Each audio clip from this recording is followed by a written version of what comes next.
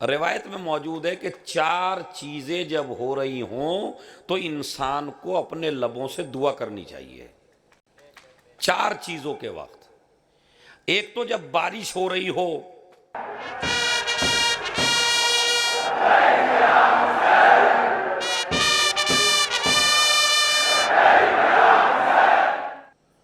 औज़ु बिल्लाहि मिनश शैतानिर रजीम, बिस्मिल्लाहिर रहमानिर रहीम, अल्हम्दुलिल्लाहि रब्बिल आलमीन, अस्सलातु वस्सलाम अला अशरफिल अंबियाए वल मुरसलीन, शफ़ीइल मुज़निबीन अल्लज़ी बअसहु रहमतल लिल आलमीन, सय्यदिना व मौलाना व मौला सकलैन, महबूब रब्बिल मशरक़ैन वल मग़रबैन, जद्दिल हसन वल हुसैन, अबिल क़ासिम मुहम्मद व अला अहल बैतिही अत्तय्यबीन अत्ताहिरीन अल-मासूमीन अल-मज़लूमीन अल्लज़ीना अज़हबल्लाहु अन्हुमुर रिज्स व तह्हरहुम तत्हीरा व लअनतुल्लाहि अला अअदाइहिम अजमईन मिन यौमिना हाज़ा इला क़याम यौमिद्दीन, अम्मा बाद। क़ाल रसूलुल्लाह सल्लल्लाहु अलैहि व आलिहि वसल्लम, मन माता अला हुब्बि आले मुहम्मदिन माता मग़फ़ूरन लाह। सलावत भेज दें मोहम्मद वाले। एक मरतबा सूरह हमद, 3 मरतबा सूरह कुल हुवल्लाह की तिलावत फरमाकर और रुखसाना बेगम बिनते बशारत हुसैन की रूह को ईसाल फरमाया।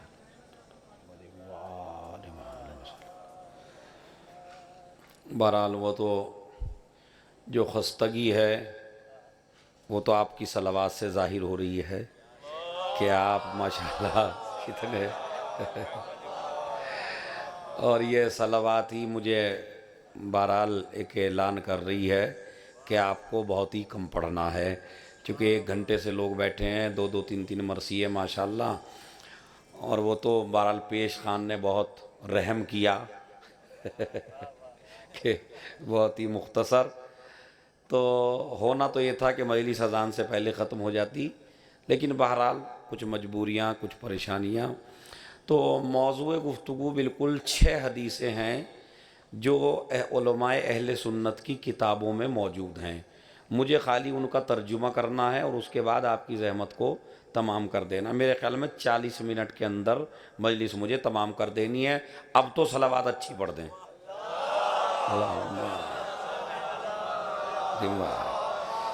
सबसे पहला मसला ये है कि इंसान को अल्लाह ने पैदा किया और इस दुनिया में भेजा और उसके बाद उसे इस दुनिया से बुलाया।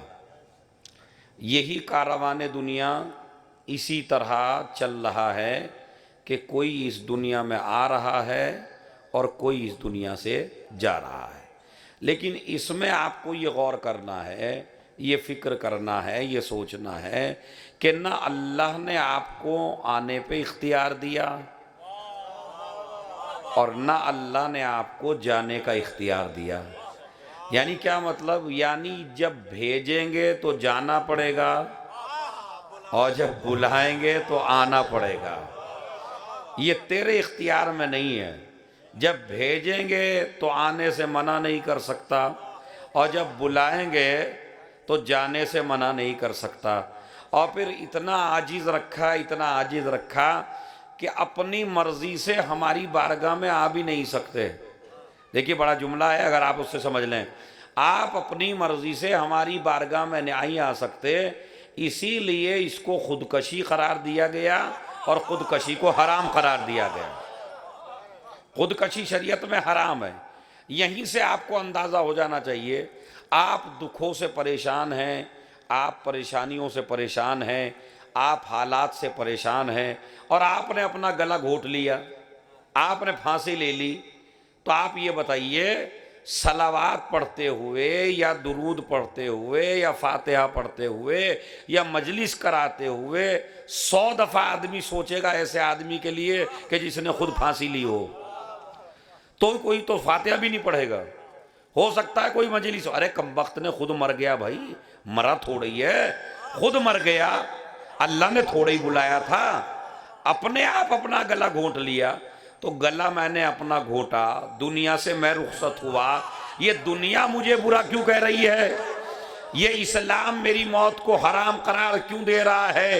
ये इसलिए दे रहा है कि तुझे इख्तियार नहीं था, तुझे इख्तियार इतना था जब वो बुलाए जब जाना था, और अगर वो न बुलाए तो तुझे जाना नहीं था।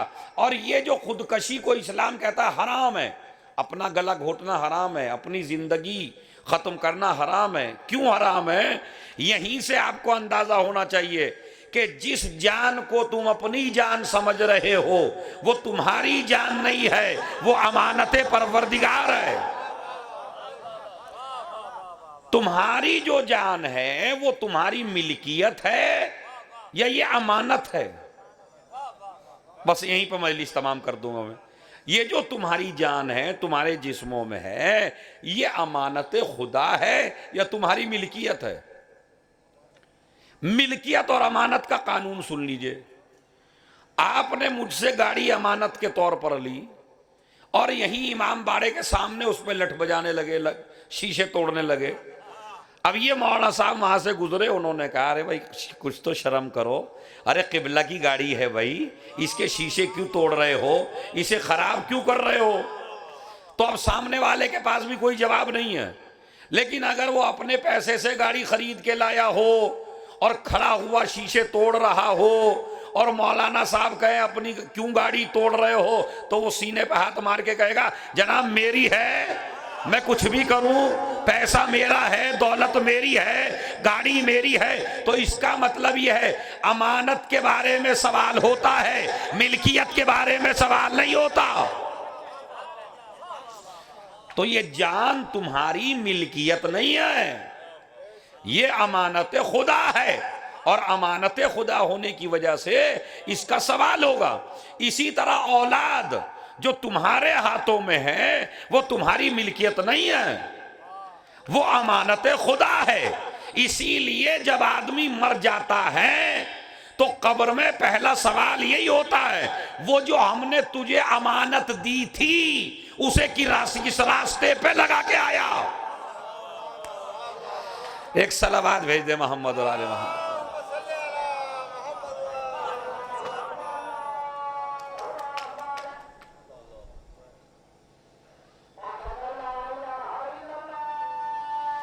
अशहदु अल्ला इलाहा इल्लल्लाह, अशहदु अल्ला इलाहा इल्लल्लाह, अल्लाहुम्मा सल्ली अला अल्लाहुम्मा सल्ली अला मुहम्मद व आले मुहम्मद। हय्या अलस सलाह, हय्या अलस सलाह, हय्या अलस सलाह, हय्या अलल फलाह, हय्या अलल फलाह, हय्या अलल फलाह।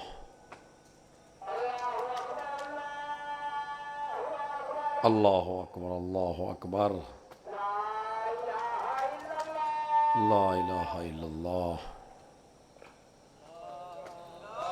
सल्लल्लाहु अला मुहम्मदिन व आले मुहम्मद। एक हदीस सुना देता हूँ, अपना मौजू सुना। रिवायत में मौजूद है कि 4 चीज़ें जब हो रही हों तो इंसान को अपने लबों से दुआ करनी चाहिए। 4 चीज़ों के वक्त, एक तो जब बारिश हो रही हो, जवानों आप सुनो, जिसको जॉब ना मिल रही हो, जिसकी बेटियों की शादी ना होती हो, जो परेशानी में मुब्तला हो, जो इक़्तिसाद के एतबार से परेशान हो, रिवायत में मौजूद है कि जब अज़ान हो रही हो तो अज़ान के अल्फाज दोहराने के बीच में दुआ करे, तो अल्लाह इस दुआ को कभी रद्द नहीं। जब बारिश हो रही हो तो बारिश होते वक्त दुआ करे, तो अल्लाह कभी रद्द नहीं करता। जब औरत का और मर्द का निकाह हो रहा हो। कमाल का मसला। खाने में न लगे रहिएगा, दुआ भी कीजिएगा निकाह के वक्त। तो निकाह के वक्त अल्लाह दुआ कबूल करता है। बाकी 3 जगह मैंने आपको बताई। अब मौजूद गुफ्तगू सुनिए कि ये इंसान, ये औलाद मिल्कियत है, मिल्कियत नहीं है, अमानत खुदा है। इसीलिए हुर ने अपने बेटे को मरने के लिए पहले भेजा, वरना क्या कोई बाप चाहता है कि मेरा बेटा मेरे सामने मरे? क्या कोई बाप चाहता है मैं अपने बेटे का जनाजा उठाऊं? हर इंसान यही चाहता है कि मेरा बेटा मेरा जनाजा उठाए। लेकिन करबला ने हुर की जहनियत को कितना बदला।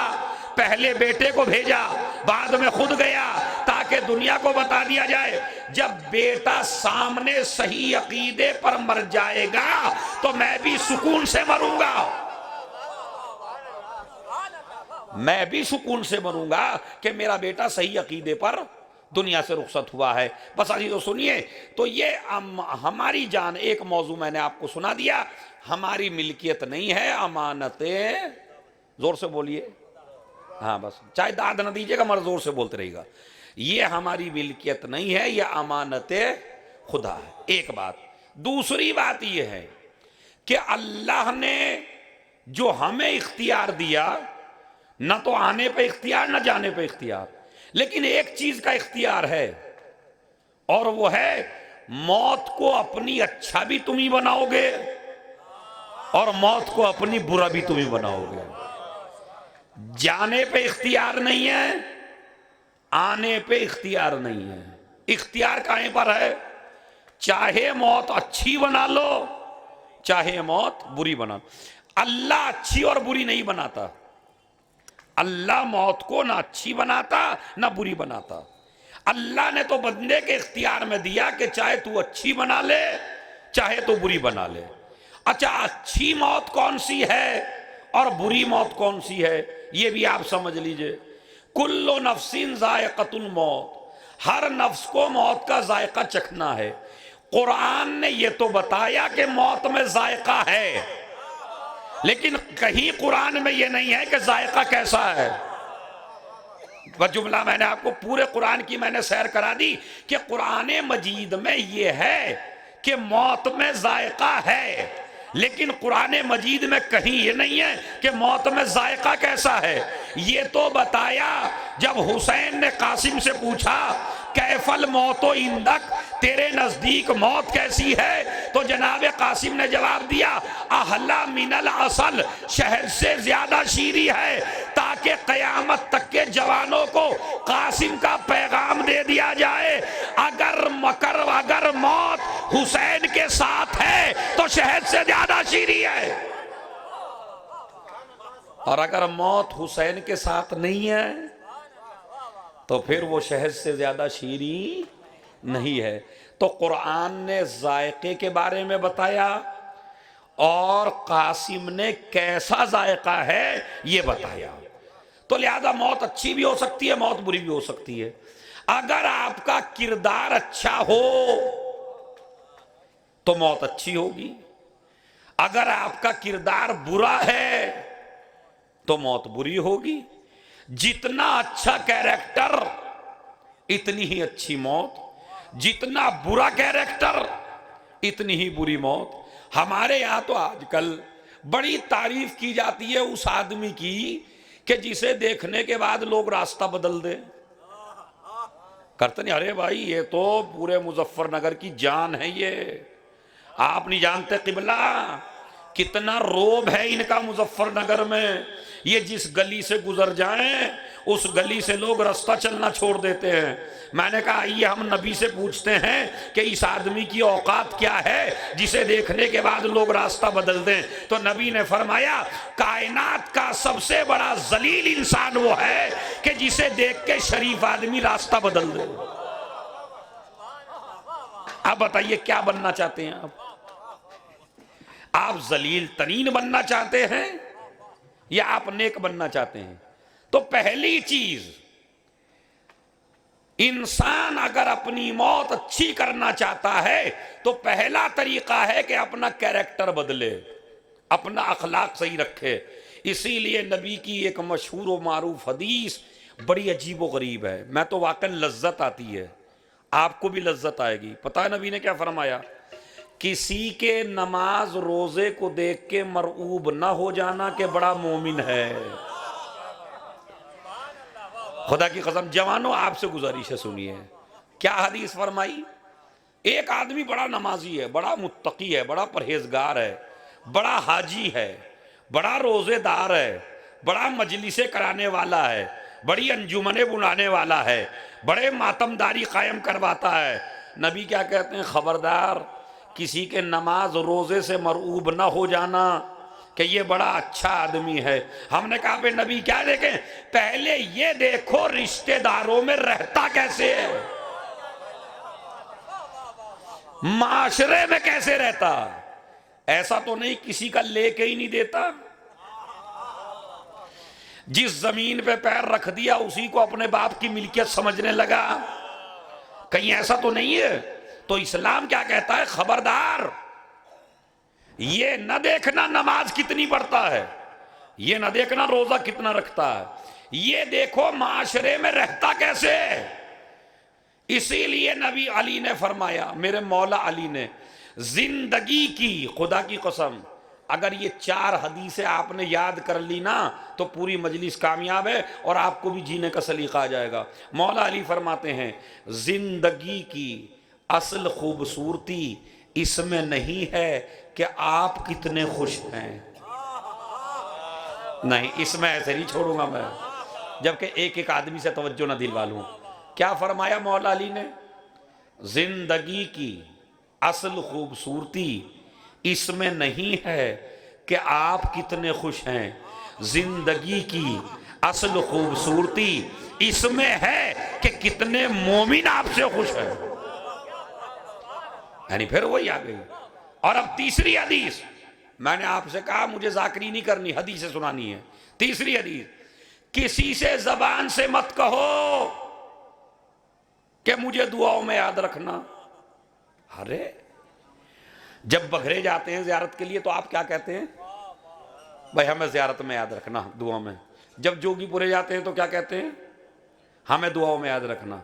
और जब करबला जाते हैं, जब हज पे जाते हैं, जब जियारत पे जाते हैं, जब उम्रे पे जाते हैं तो क्या कहते हैं? हमें दुआओं में। अच्छा, नमाज में क्या कहते हैं? मियां हमें दुआओं में। अली क्या कहते हैं? किसी से जबान से मत कहो कि हमें दुआओं में याद रखो। तो मौला अली क्या गलत है ये? क्या शरीयत में गलत है दुआ के लिए कहना?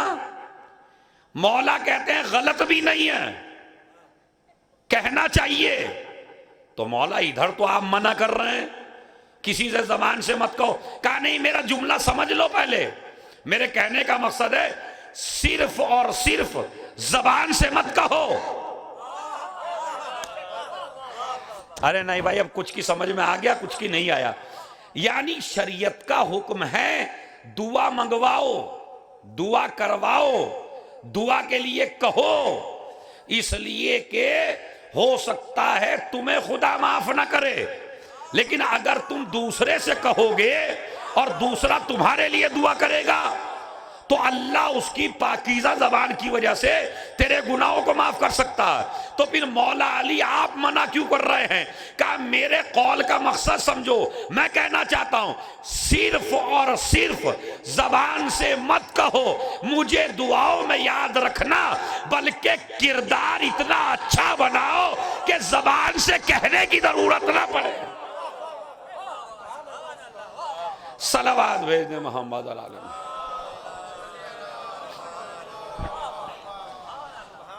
बस 3 हदीसें माशाल्लाह आपने सुन ली।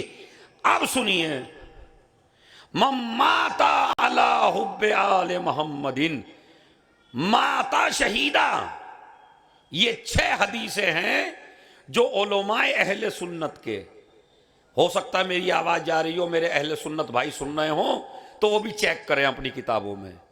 2 किताबें बड़ी मोतबर हैं। एक किताब का नाम है तफसीर कबीर और एक किताब का नाम है तफसीर कश्शाफ। एक के लिखने वाले हैं अल्लामा ज़मख़शरी और एक के लिखने वाले हैं अल्लामा फ़खरुद्दीन राज़ी। उलमाए अहले सुन्नत की रीढ़ की हड्डी, यानी अगर इन दो आलिमों को निकाल दिया जाए तो अहले सुन्नत के यहां कुछ बचता नहीं है। इतने बड़े आलिम दीन हैं दोनों, फ़खरुद्दीन राज़ी और अल्लामा ज़मख़शरी। उन्होंने ये 6 हदीसें अपनी तफसीरों में लिखी। पहली हदीस, मम्माता अला हुब्बे आले मोहम्मदिन माता शहीदा, जो मोहब्बत अहले बैत पर मर जाए वो मरता नहीं है। जो मोहब्बत अहले बैत पर चला जाए वो मरता नहीं है, वो जिंदा है। इसीलिए उर्दू जबान में आजकल हमारे जवानों को नॉलेज ना रही। हम कहते हैं किसी का हो गया, मर गया जी, ये हमारे अदब की कमी है, ये हमारी जहालत है। अजी फला साहब मर गए, फला साहब मर गया, फला आदमी मर गया।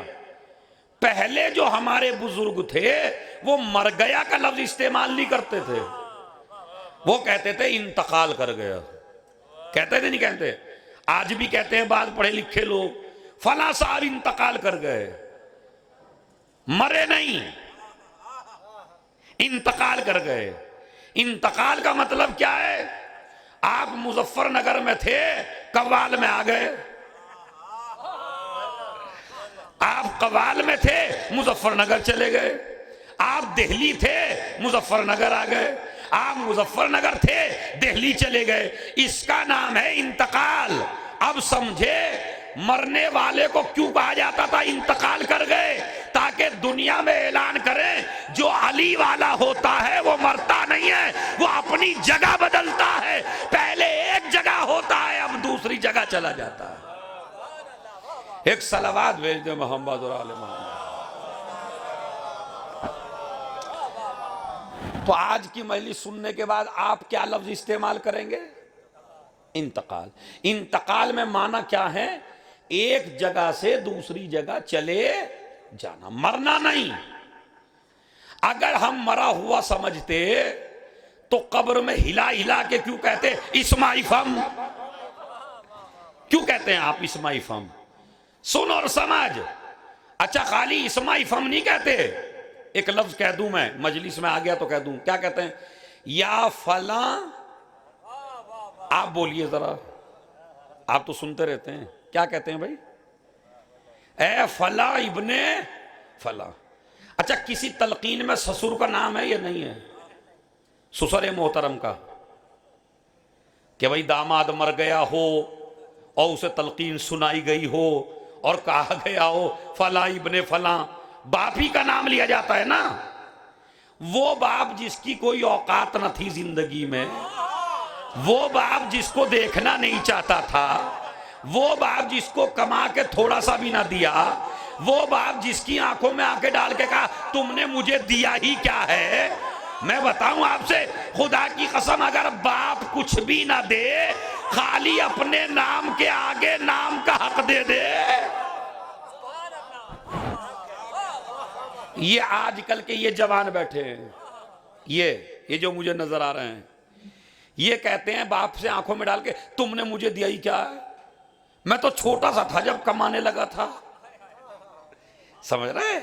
अब इसका बाप सुसरे मोहतरम बन गया है, बीवी का बाप ही बाप बन गया, असली बाप बाप नहीं रहा। तो जब तलकीन होगी तो वहां भी ससुर का नाम नहीं आएगा, वहां भी बाप ही का नाम आएगा। और तलकीन होती भी उसी की है जिसके बाप का पता हो। हर किसी की तलकीन नहीं होती। तलकीन में कहा जाता फला इब्ने फला इस्मा इफम। तो फिर मैं आपसे कहना चाहता हूं, खबरदार, आज की मजलिस सुनने के बाद कोई भी जवान लड़का ये ना कहे मुझे आपने दिया ही क्या है। मैं एक कीमती जुमला कहना चाहता हूं, बाप अगर कुछ भी ना दे, खाली हलाल तरीके से पैदा कर दे, बाल जुमला मैंने कहा है, समझना आपका काम है। बाप और मां कुछ भी ना दे, खाली हलाल तरीके से पैदा कर दे तो भी जिंदगी भर इसका बदला अदा नहीं कर सकते हो। आज आप मिनिस्टर बने हैं, आज आप वकील बने हैं, आज आप सदर बने हैं, आज आप पीएम बने हैं, और आपसे पूछा गया आपका नाम, कहा मेरा नाम फलां साहब। कहा बाप का? अब यार इतने बड़े आदमियों से तुम बाप का नाम पूछ रहे हो? तुम्हें नहीं पता मैं कितना बड़ा रईस हूं? तुम्हें नहीं पड़ा मैं कितना बड़ा दौलतमंद हूं? उन्होंने कहा नहीं जनाब, न दौलत काम आती है न रिश्तेदार काम आते हैं। जब बाप का नाम पूछा जाए तो बाप का नाम ही काम आता है। अच्छा, कितना काम आता है? अगर किसी दूल्हा की शादी हो रही हो और मौलाना साहब उसका निकाह पढ़े तो क्या कहते हैं? कहा तुम्हारा नाम दूल्हा साहब? का फला। का बाप का नाम? कहा भाई ये दूल्हे राजा वो हैं जिनके बाप नहीं है। अब मौलाना साहब ने कहा मर गए? कहा नहीं मरे भी नहीं है। कहा जिंदा है? कहा जिंदा भी नहीं है। कहा कहां है? कहा इनके शुरू से नहीं है, ये ऐसे ही पैदा हो गए थे, इनके बाप नहीं है। अब ये बात अगर ससुर सुन ले तो क्या अपनी बेटी देगा? देगा। इसका मतलब यह है कि जिस बीवी के चक्कर में आके माँ बाप को छोड़ा वो भी तेरी खूबसूरती पे दी गई है, वो भी बाप के नाम पे दी गई है, वो भी बाप के नाम पे दी गई है। अगर बाप का नाम ना होता तो बीवी भी अच्छी ना मिलती। तो इसका मतलब है ये खबरदार, ये कभी लफ्ज ना कहना कि मुझे बाप ने दिया ही क्या है। बाप के, खुदा की कसम, देखिए लिखा है रुखसाना बेगम बिनते बशारत हुसैन। इस नाम की सारी इज्जत बशारत हुसैन में है। अगर बाप का नाम पता ना होता तो कोई इज्जत की नजर से ना देखता। तुम समझते हो इज्जत हमें हमारी सनदों से मिल रही है, हमारी मार्कशीट से मिल रही है, हमारे पैसे से मिल रही है। सारी इज्जत मिल रही है इसलिए कि तुम्हारी वल्दियत पाक है।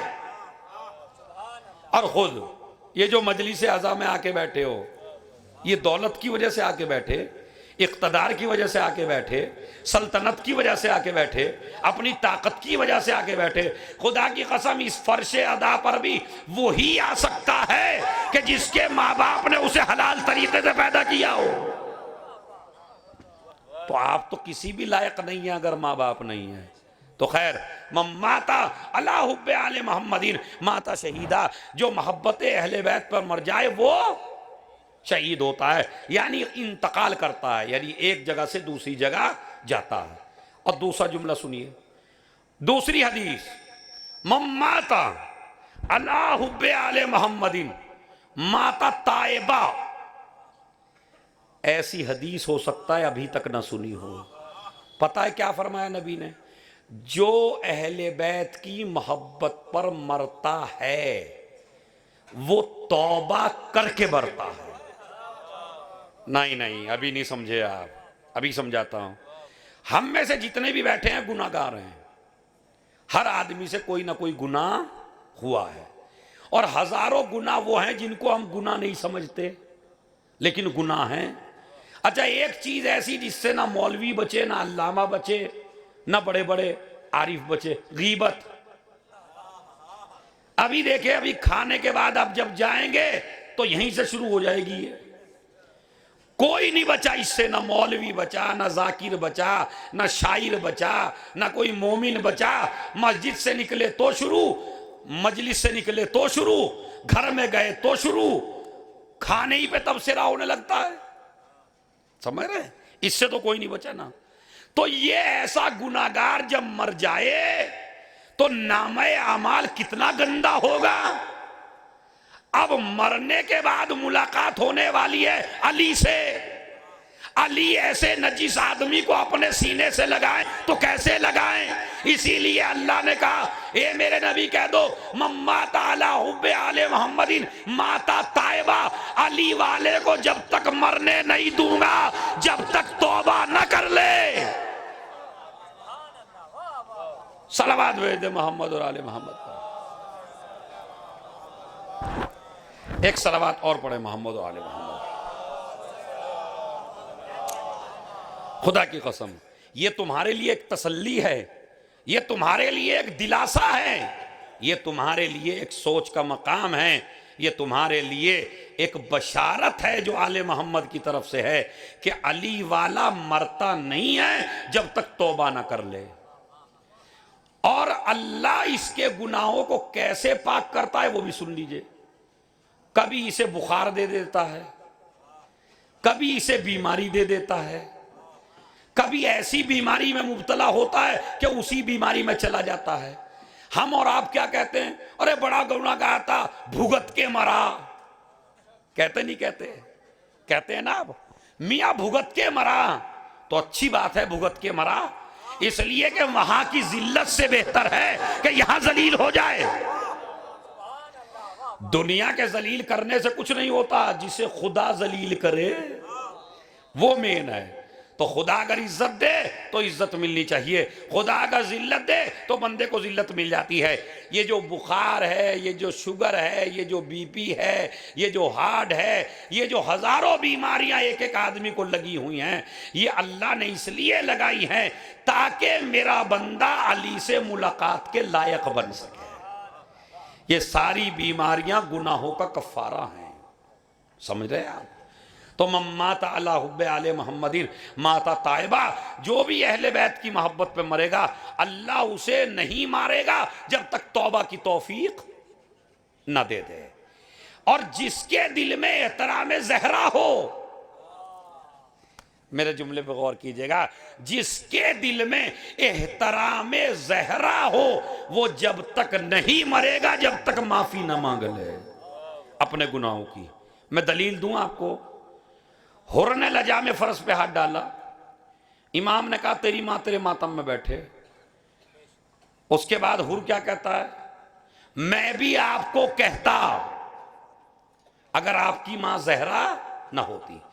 उसी वक्त से मेरा मौला समझ गया कि जिसके दिल में मेरी माँ का एहतराम है वो जहन्नम में नहीं जा सकता। इसीलिए कहा अब्बास एक रात की मोहलत लेके आओ। एक रात की मोहलत मांगी गई, सुबह को हुर आ गया, माफी नहीं मांगी। ये तो हम लोग हैं जो माफियां मंगवाते हैं।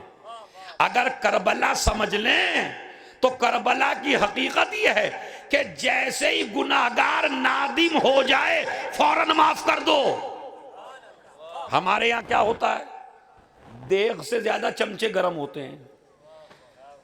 अगर किसी की किसी से लड़ाई हो जाए और वो बेचारी दूसरी पार्टी तुमसे माफी मांगना चाहे, मियां हमसे गलती हो गई, तो वो जिसकी शान में गुस्ताखी वो तो बोलेगा भी नहीं। वो जो दो तीन चमचे बैठे हैं बराबर में, वो कह अरे ये भी कोई माफी है भाई, अरे पहले जूते मार लिए और अब माफी मांग ली, पहले गालियां दे दी और अब माफी मांग ली, पहले बुरा कह दिया और अब माफी मांग ली। तो फिर आप करबला करनी मनानी छोड़ दीजिए, जुलूस निकालना छोड़ दीजिए, हुसैन का मातम करना छोड़ दीजिए, ये अंजुमने बुलानी छोड़ दीजिए, ये शब्बेदारी करना छोड़ दीजिए। वरना करबला से आपको क्या लिया? मैं मिंबर से चैलेंज करता हूं, मुझे एक जगह बता दीजिए हुर ने माफी मांगी हो,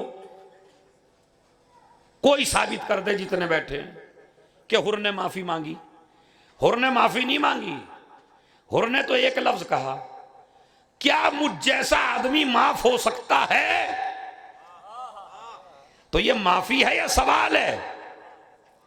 क्या मुझ जैसा आदमी माफ हो सकता है? ये तो इधर से जवाब आया, इधर हुसैन ने उठाया। अरे तवज्जो जाता हूं, इधर उसने कहा क्या मुझ जैसा माफ हो सकता है, कदमों में गिर गया, हुसैन ने उठा लिया। उलमा ने लिखा हुर ने गिरने में देरी की, हुसैन ने उठाने में देरी नहीं की। एक सलावत भेज दे मोहम्मद और आले मोहम्मद। हुर ने गिरने में देरी की, हुसैन ने उठाने में देरी नहीं की। और उसके बाद क्या कहा? उठाया और उठा के क्या कहा? मैंने माफ किया मेरे, जरा जोर से बोलिए और जोर से बोलिए, मैंने माफ किया और मेरे खुदा ने माफ किया। तुम जितने भी बैठे हो ना यहां, अपने दुश्मन के बारे में ये कह सकते हो मैंने माफ किया, लेकिन तुम्हारे अंदर इतनी ताकत नहीं है कि कह सको मेरे खुदा ने भी माफ किया। ये तो वही कह सकता है जिसे पता हो कि खुदा राजी होता है मेरी मर्जी से। अगर मैं नाराज हूं तो खुदा भी नाराज होता है, अगर मैं राजी हूं तो मेरा खुदा भी राजी हो जाता है। और अब सुनिए उसके बाद इमाम क्या सबक लिया आपने इस वाक़े को सुन के जवानों? इतने मजलिस करते हो, 2-2.5 महीने रोते हो, सबक क्या लिया आपने? सबक ये लिया कि अगर किसी कोई गुनाहगार हमसे माफी मांगने के लिए आ जाए तो हुसैन का सबक क्या है, उसे माफ हम क्या करते हैं? जब तक 70 बार नाक न रगड़वा लें, अरे हम माफ नहीं करेंगे भाई, अरे तुमने हमें गालियां दी। इमाम क्या फरमाते हैं? गुनाहगार का गुनाह पे नादिम हो जाना यही बहुत बड़ा काम है। हुसैन का तर्ज है माफ कर दो, और याद रखना जितनी देरी से तुम बंदे को माफ करोगे इतनी ही देरी से तुम्हारा खुदा तुम्हें माफ करेगा। क्या तुम गुनाहगार नहीं हो? क्या तुम गीबतकार नहीं हो? क्या तुम हासिद नहीं हो? क्या तुम झगड़ालू नहीं हो? सब सारे ऐब हैं हमारे अंदर। तो जब सारे ऐब हैं तो जब अल्लाह हमें माफ करेगा तो कितनी देर से माफ करेगा? जल्दी, देर से माफ करेगा। अगर हम अपने भाई को जल्दी माफ कर देंगे तो खुदा जल्दी माफ कर देगा, अगर हम देर से माफ करेंगे तो खुदा देर से माफ करेगा। तो माता अला हुब्बे आले मोहम्मदिन माता ताइबा, जो अहले बैत की मोहब्बत पे मर जाए वो तौबा करके मरता है, बगैर तौबा के नहीं मरता। और तीसरी हदीस से तो आपको मेराज हो जाएगी।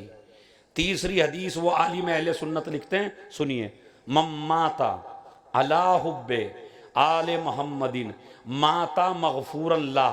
खुदा की कसम अगर मैं तर्जुमा कर गया ना तो एक एक आदमी को जुनून पैदा हो जाएगा मोहब्बत अहले बैत का। जो अहले बैत की मोहब्बत पर मर जाए वो मरता बाद में है, बख्शा पहले जाता है। यानी मरता बाद में है और बख्शा पहले जाता है। अब समझे, एक जालिम ने एक गुलाम अली से पूछा कि तुम अली वालों की ये क्या आदत है कि जब तुम्हारे गलों पे तलवार रखी जाती है तो तुम मुस्कुराने लगते हो?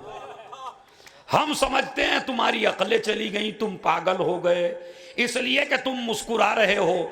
तलवार रखने के बाद हजारों को रोते हुए देखा, लेकिन अली के गुलामों पे जब भी तलवार रखी गई ये मुस्कुराते हुए क्यों नजर आते हैं? तो अली के गुलाम ने जवाब दिया, उसकी वजह यह है कि मौत बाद में आती है, अली पहले आते हैं। सलावात भेज दें मोहम्मद और आले। बस मैंने जो वादा किया था 40 मिनट के अंदर इंशाअल्लाह मजलिस तमाम है। अभी कुछ मिनट मेरी बची हैं, एक सलावात भेजे मोहम्मद और आले मोहम्मद। ये आवाज मेरी ठीक आ रही है माइक से? चलिए, कितनी हदीसें हो गई? हम आदत तो याद रखिए भाई, कितनी? 3। चौथी हदीस सुनिए, मम्माता अला हुब्बे आले मोहम्मदिन जाअलल्लाहु क़ब्रहु मज़ारा मलाइकतिर रहमा। खुदा की कसम क्या नूरानी हदीस है। जो अहले बैत की मोहब्बत पे मर जाए अल्लाह उस मोमिन की कब्र को फरिश्तों की जियारत गाह बना देता है। अब जिसकी समझ में आ गई। क्या हदीस है? जो अहले बैत की मोहब्बत पे दुनिया से जाए अल्लाह उसकी कब्र को क्या बना देता है? मलाइका की जियारत गाह। यानी क्या मतलब? फरिश्ते नमाज पढ़ रहे हैं अपनी अर्श के ऊपर, इधर आप मोमिन को दफन करके आए, रिश्तेदार छोड़ के आ गए, खानदान वाले छोड़ के आ गए, बेटे छोड़ के आ गए, रिश्तेदार छोड़ के आ गए, ननिहाल ददियाल छोड़ के आ गई। मोमिन कब्र में आवाज देने लगा। अल्लाह ने फरिश्तों से कहा, सजदों को छोड़ो, नमाजों को छोड़ो, रुकू को छोड़ो, क़याम को छोड़ो, क़ऊद को छोड़ो, जाओ मेरे मोमिन की कब्र के ऊपर, ताकि दुनिया को बता दिया जाए, अरे जो अल्लाह एक मोमिन की कब्र वीरान न होने दे वो अमीरुल मोमिनीन की कब्र को वीरान कैसे होने दे? जब एक मोमिन की कब्र को अल्लाह वीरान नहीं कर सकता। अच्छा, कौन आते हैं जियारत के लिए? फरिश्ते। किसकी जियारत के लिए? मोमिन की कब्र की। तो अब उलमाए अहले सुन्नत के ये दो बड़े मशहूर आलिम और दो हदीसें नकल कर रहे हैं, और उस हदीस में बयान क्या है? अल्लाह मोमिन की कब्र को जियारतगाह बना देता है फरिश्तों की। तो मैं अब अपने अहले सुन्नत भाइयों से कहता हूं कि अपनी मोतबर किताबें चेक करें, अगर कब्रों पे जाना बिदअत होता तो अल्लाह फरिश्तों को क्यों भेजता? मगर हमें एक बात मालूम हो गई, शैतान बिदअत बताता है, फरिश्ते ज़ियारत के लिए जाते हैं। सलावत भेज दे मोहम्मद और आले मोहम्मद। जअलल्लाहु क़ब्रहु मज़ारा मलाइकतिर रहमा, अल्लाह इस मोमिन की कब्र को फरिश्तों की ज़ियारतगाह बना देता है। और उसके बाद सुनिए, मम्माता अला हुब्बे आले मोहम्मदिन फ़ुतिहा लहू फ़ी क़ब्रिही बाबान इलल जन्ना, जो अहले बैत की मोहब्बत पे दुनिया से जाए उसकी कब्र में जन्नत के दो दरवाजे खोल दिए जाते हैं, एक सराहने की तरफ, एक पाइती की तरफ। और इस मोमिन से कहा जाता है चाहे जन्नत से इधर से चला जा और चाहे जन्नत से इधर से चला जा। अब मुझे मेरे मौला अली की हदीस याद आई। मौला अली क्या फरमाते हैं? अगर मुझ अली को ये इख्तियार दिया जाए कि ए अली, ये दो दरवाजे हैं, एक दरवाज़ा जन्नत में जाता है और एक दरवाज़ा मस्जिद में जाता है, और तुम एक में से किसी एक में चले जाओ, इन दोनों में से किसी एक में चले जाओ, तो पहले तो अपनी राय बताओ, तुम किससे जाओगे? मतलब एक रास्ता जन्नत को जाता है, एक रास्ता मस्जिद को जाता है, तो कौन से में जाएंगे हम? नहीं, दिल की बात बताइए जवानों, आप बताओ। मतलब अल्लाह मियाँ कहे भाई जितने भी इस मजलिस में आए उनके लिए हमने जन्नत में दो दरवाजे खोल दिए, एक दरवाजा खोला जन्नत का, एक मस्जिद का, तो किधर से जाओगे? हर आदमी कहेगा मैं जन्नत वाले से जाएंगे, कहेगा नहीं कहेगा। मगर तुम्हारा मौला जिसके तुम नाम के कसीदे पढ़ते हो, जिसकी तुम तारीफ़ें करते हो, जिसको अली अली करते हो, उस अली से पूछा गया तुम बताओ किस दरवाजे से जाओगे? कहा मैं जन्नत का रास्ता छोड़ दूंगा, मस्जिद के दरवाजे पे चला जाऊंगा। किसी ने पूछा मौला क्यों? कहा उसकी वजह यह है कि जन्नत में जाने को मेरा नफ्स कहता है, मस्जिद में जाने को मेरा रब कहता है। तो मैं जन्नत का रास्ता छोड़ दूंगा मस्जिद के रास्ते की तरफ। यह है अली इब्न अबी तालिब। तो जो अहले बैत की मोहब्बत में मर जाए उसकी कब्र में अल्लाह जन्नत के दो दरवाजे खोल देता है। और एक हदीस और सुनाता हूं मियाँ, आखिरी हदीस, अगर मजा ना आए तो हम भी खिताबत छोड़ दें भाई। सुनिए कैसी हदीस है। मम्माता अला हुब्बे आले मोहम्मदिन माता अला सुन्नत वल जमाआ, जो अहले बैत की मोहब्बत पर मर जाए वो अहले सुन्नत वल जमात मरता है। यानी क्या मतलब? यानी जो मर जाए अहले बैत की मोहब्बत पर वही अहले सुन्नत वल जमात है। तो इसका मतलब है जिंदगी में अहले सुन्नत और है, मरते वक्त अहले सुन्नत होना और। तो जब मरिए तो अहले सुन्नत मरिए। हमसे बड़ा अहले सुन्नत कौन होगा भाई? कि जो अहले बैत की तारीफ करते हों रसूल के अक़वाल के एतबार से, यही सुन्नत है। माता सुन्नत वल जमा। बस अजीज़ों आपको बताना चाहता हूँ, इतनी हदीसें मैंने बताई और नीचे नीचे सब जवान मुस्कुराए और हर आदमी मुस्कुरा, बड़े फ़ज़ाइल हैं, बड़े फ़ज़ाइल हैं। लेकिन ये अली वाला है कौन सा? क्या हम और आप हैं जितने बैठे हैं?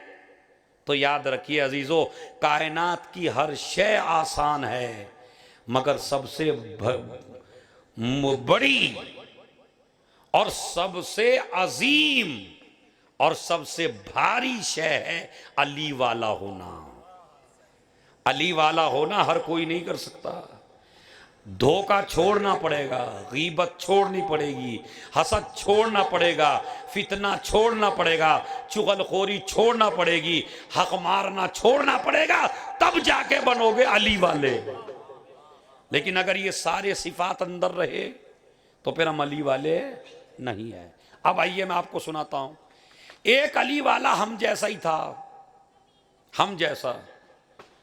वो मौला अली के पास रोज आता था, मौला के हाथ चूमता था, मौला की पेशानी को बोसा देता था, मौला से गले मिलता था और कहता था मौला मेरे से बड़ा चाहने वाला कोई नहीं है आपका। वह जो अपने को सबसे बड़ा समझ ले वही अली वाला नहीं होता। क्या कह रहा है, मुझसे बड़ा कोई नहीं है। मेरे मौला भी सुनते रहे उसकी बात। एक दिन मेरे मौला ने सोचा ला इसका इम्तहान ले लूं। कहने लगे आंखें बंद करो। अब आयतुल्ला दस्ते गैब लिखते हैं उसने आंखें बंद की, आंखें बंद करके देखा 100 किलोमीटर के 100 मील के फासले पर पहुंच चुका अली उसके साथ में। फौरन कहने लगा मौला ये तो जंगल है, ये तो सहरा है, अब पता नहीं कितनी दूर आप हमें ले आए, अब हम जाएंगे कैसे। मेरे मौला ने कहा बस तेरी मोहब्बत का अंदाजा हो गया। अगर तेरे मोहब्बत में खुलूस होता तो ये सोचता जो अली लाने पे कुदरत रखता है वो अली पहुंचाने पे भी कुदरत रखता है। समझ, आराम आराम से सुनिए, बिल्कुल आराम आराम से। जो अली लाने पे कुदरत रखता है वो अली पहुंचाने पे भी कुदरत रखता है। और देख तूने तो हमें देखा है मगर फिर भी तेरे दिल में अली की मोहब्बत ना आई। जा फला दुकान पे जा, वो है हमारा चाहने वाला और उसने हमें देखा भी नहीं है, खाली हमारे फजाइल सुने हैं, फजाइल को सुन के ईमान ले आया है, वो हमारा चाहने वाला है। इसका मतलब यह है मोहब्बत करने के लिए देखना शर्त नहीं है कि जिसको देखा जाए वही मोहब्बत करेगा, नहीं, बगैर देखे भी मोहब्बत हो सकती है। चला गया उसकी दुकान पर, दिया पैसा कि लो भाई मुझे फला सामान दे दो। उसने कहा ये पैसा तो मदीने का है, यहां नहीं चलता, अपना पैसा अपने पास रखो। कहा नहीं मुझे सामान चाहिए, मैं अली वाला हूं। बस जैसे ही उस दुकानदार ने सुना, सुन के कहने लगा कि ये मेरा नसीब कि आज मेरी दुकान पे एक अली वाला आया है, लिहाजा आज जो भी मेरी दुकान पे आएगा फ्री दूंगा। अब मजमा आने लगा, भाई देखें रोज तो पैसे में भी अच्छी तरह नहीं देता, आज फ्री देगा। अब लोग जाने लगे उसकी दुकान पर, उसने सबको फ्री तकसीम किया। इस मौला ने इससे कहा मेरा नाम नहीं बताना उससे, ये ना कहना अली मेरे साथ आए हैं, कहना अली का एक चाहने वाला है। एक मर्तबा हाथों को जोड़ के खड़ा हो गया, मैं जब तक नहीं जाने दूंगा जब तक आप मेरे दस्तरखान को शरफ ना बख्शें, मेरे दस्तरखान पे खाना ना खाएं। कहा मेरे साथ एक और है, कहा उनको भी ले लो, आओ चलो। दोनों लिया। कहा ये तो मेरी खुशनसीबी कि 2 अली वाले आज मेरे दस्तरखान पे खाना खाएंगे। अब समझे अली वाला कौन होता है, जो मेहमानों से न घबराए वो अली वाला होता है। मगर मेहमान आ गया खाने के वक्त तो तुमने भी छोड़ दिया, कहीं ऐसा ना हो कि हम खाएंगे तो इसे भी खिलाना पड़ेगा, तो फिर तुम मेहमान, तुम अली वाले नहीं हो। वाकई अली वाला खा के खुश नहीं होता, खिला के खुश होता है। चलिए, उसने हाथ जोड़ लिए, दोनों आदमी मेरे यहाँ खाना खाएंगे। दोनों की दावत कर दी गई, बेहतरीन खाना बनाया। उस जमाने के बादशाह की तबीयत बिगड़ गई। अब ये जो कमबख्त होते हैं हकीम और मुफ्ती, इन्होंने सोचा इस बहाने अली वाले को कत्ल करा दो। उन्होंने कहा तुम्हारी दवा है, तुम्हारे जिस्म से जब तक अली वाले का खून मस न किया जाए तब तक आप ठीक नहीं हो सकते। उसने हुक्म दे दिया जहां भी कहीं अली वाला रहता हो उसको काट के लाओ, उसके खून निकाल के बुलाओ बदन से। अब जल्लाद चले गए, पूछा कौन है अली वाला, सबने बताया फला साहब फला साहब फला साहब। इसका मतलब यह है कि अली के वाले को यह कहने की जरूरत नहीं है कि मैं अली वाला हूं, मजमा किरदार देख के खुद बता देता है कि यह अली वाला है। पहुंच गए जल्लाद उसके दरवाजे पर, निकला, क्या बात है? अच्छा मैं एक बात कहना चाहता हूं, ये तो हकीमों की बस्ती है, बड़े हकीम मशहूर हैं यहाँ के। मुझे आप बताइए, अगर नकली दवा किसी मरीज को दी जाए तो क्या मरीज ठीक होगा? नहीं। मरीज ठीक कब होता है? जब असली दवा दी जाए।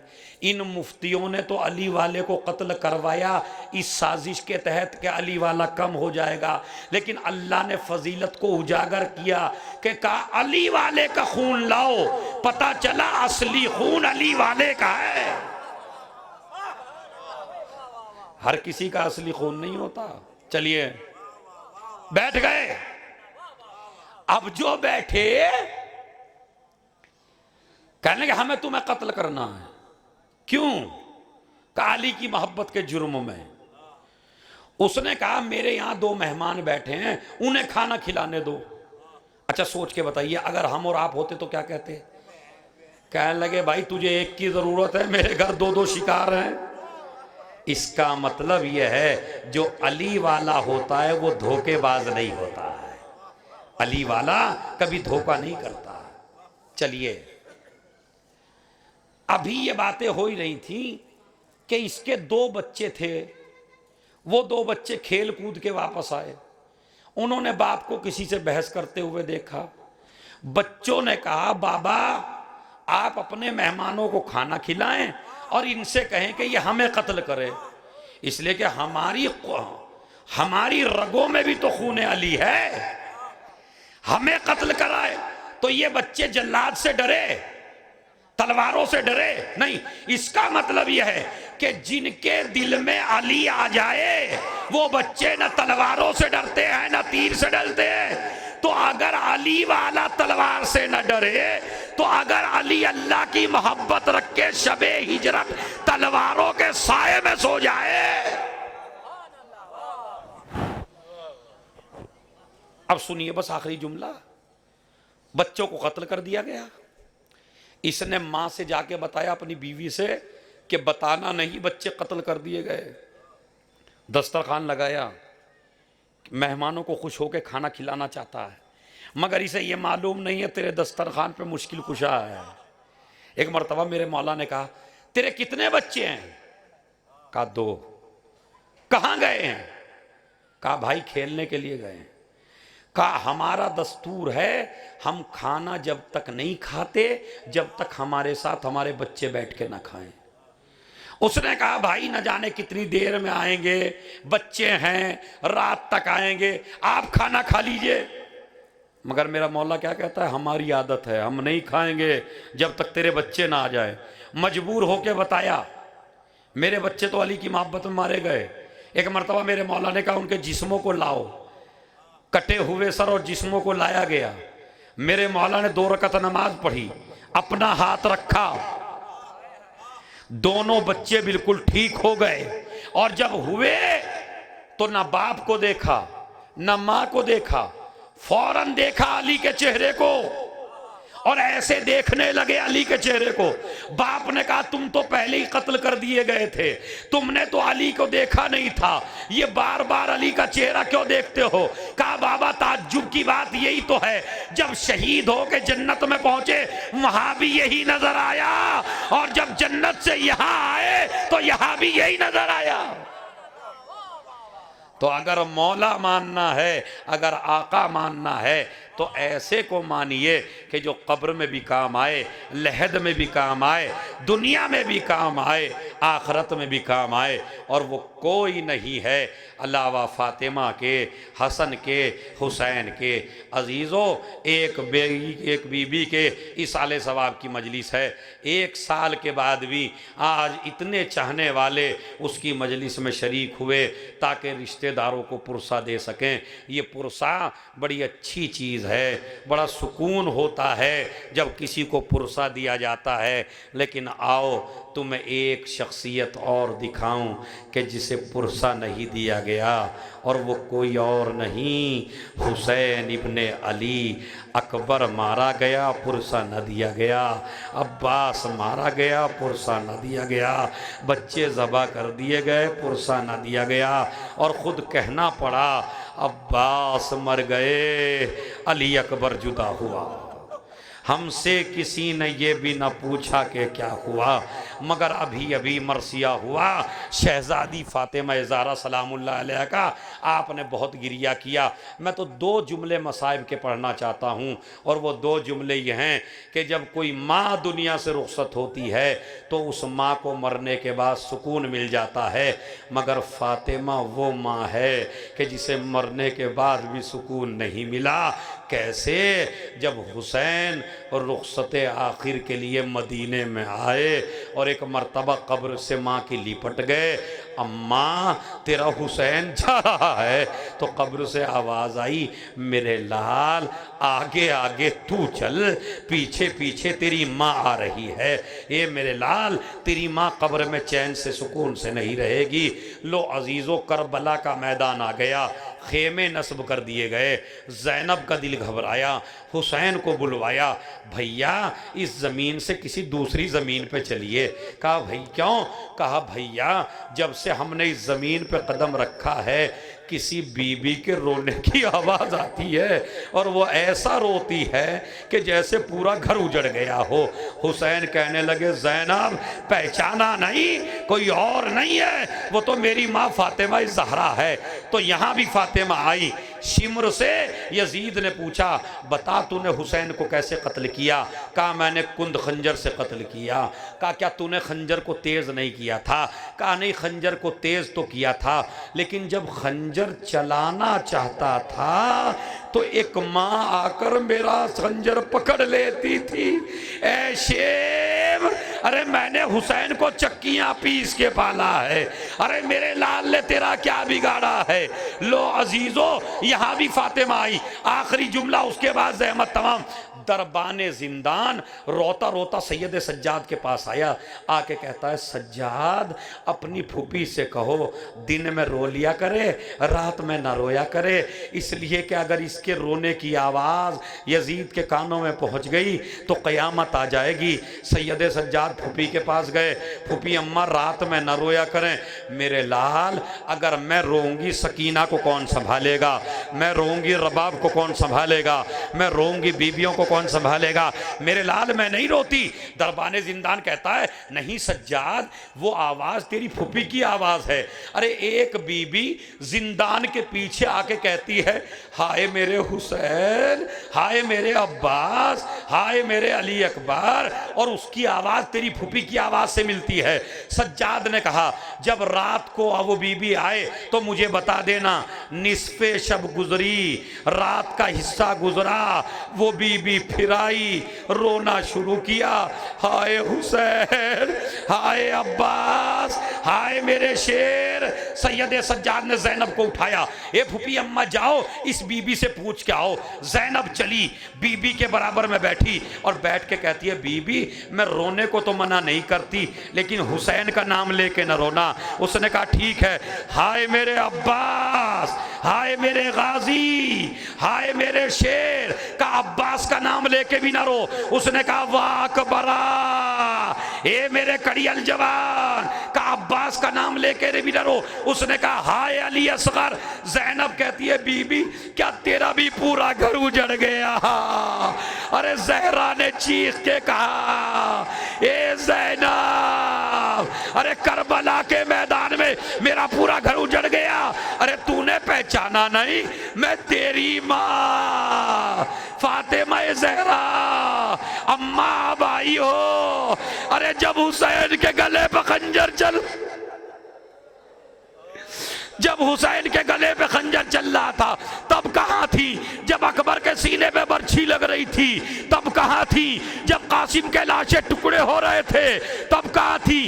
कहा बेटी में करबला में थी, सारे मंजर देख रही थी। अच्छा अम्मा, अच्छा अम्मा, जब मैं 5 बरस की थी तो आप दुनिया से रुखसत हो गई थी। अम्मा मुझे आपका चेहरा याद नहीं रहा, अम्मा एक बार मुझे अपना चेहरा दिखा दे। फातिमा कहती हैं, बेटी क्या तेरे सीने में इतनी ताकत है जो मेरा चेहरा देख सके? सके, अम्मा अब तो ज़ैनब का सीना बड़ा कवी है, अरे मुझे चेहरा तो दिखा। अल्लामा रशीद तुराबी लिखते हैं कि एक मर्तबा फातिमा ने नकाब को उल्टा, जैसे ही ज़ैनब ने माँ का चेहरा देखा अपनी नजरें घुमा ली, अम्मा ये तेरे चेहरे पे किसका खून लगा हुआ है? कहा ए ज़ैनब, अरे ये मेरे हुसैन का खून, अरे महशर में जाऊंगी, ए परवरदिगार, अरे मेरा घर उजाड़ दिया गया, अरे मेरे बच्चों को मार दिया गया, मेरा कोई न बचा।